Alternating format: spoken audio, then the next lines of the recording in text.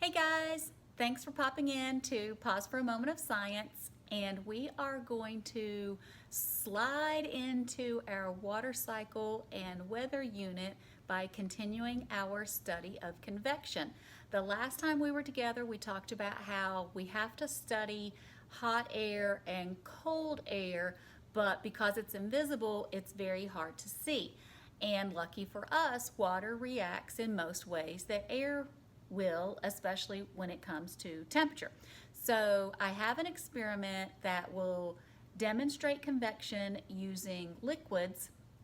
And so these are the supplies that you need.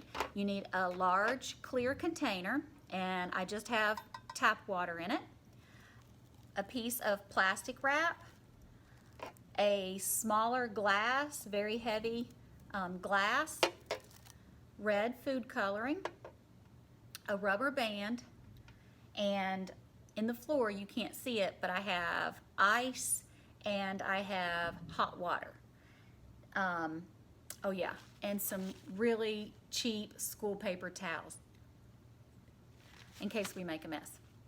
So the first thing we're going to do is we're going to cool the water down. It is room temperature right now, but I'm going to add some ice and make it a little colder. So add some ice.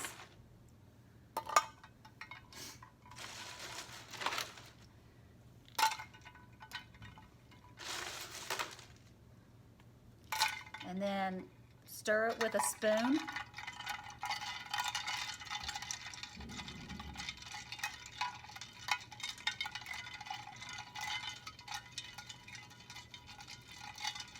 And I want that water to cool off, but I don't want it to be so cold that it forms condensation on the outside of the jar and makes the jar too foggy, and then you won't be able to see.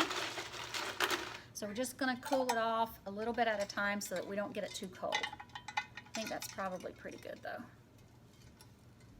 And if there's a little bit of ice still floating at the top, that's all right. Okay, now what we're going to do is we are going to fill our glass full of hot water and add some food coloring. So I'm just going to go ahead and put the food coloring in first. Let me slide this over a little bit. There we go. I'm just going to add food coloring, just a few drops, not anything spectacular. See, just a few little drops. That's all you need. And now I'm going to add hot water to this.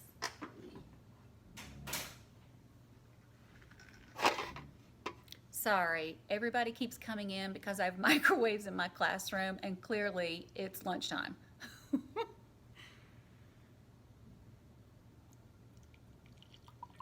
All right, I'm just going to fill that up with hot water, and I'm going to fill it very full.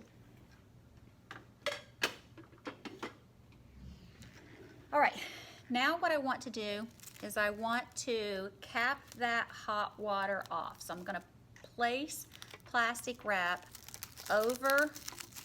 Oh, I forgot something. That's okay, I'll substitute. I'm going to place that plastic wrap over it and secure it with a rubber band. Will that go 2 times? Let me see.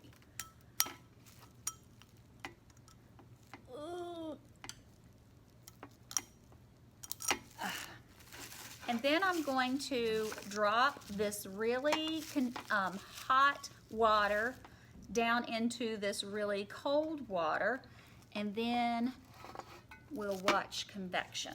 So I'm gonna drop this in. Don't worry, it's gonna make a loud sound, but it won't break. All right, and then normally I would have a knife, but I forgot my knife. So I'm gonna see if I can do it with scissors, but I need to cut a hole in the top of that plastic wrap. Oh, a knife works much better. All right, let's see if we can get the angle right.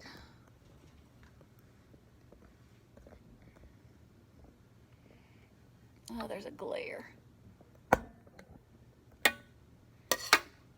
Let me turn the light out and see if that'll help.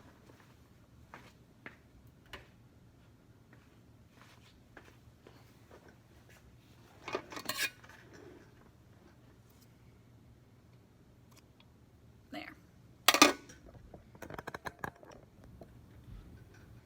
So I'm just going to move out of the way so that you can see look at the top of the jar, how pink the top of the jar is, and you can see a steady stream like right through there in the center. See that?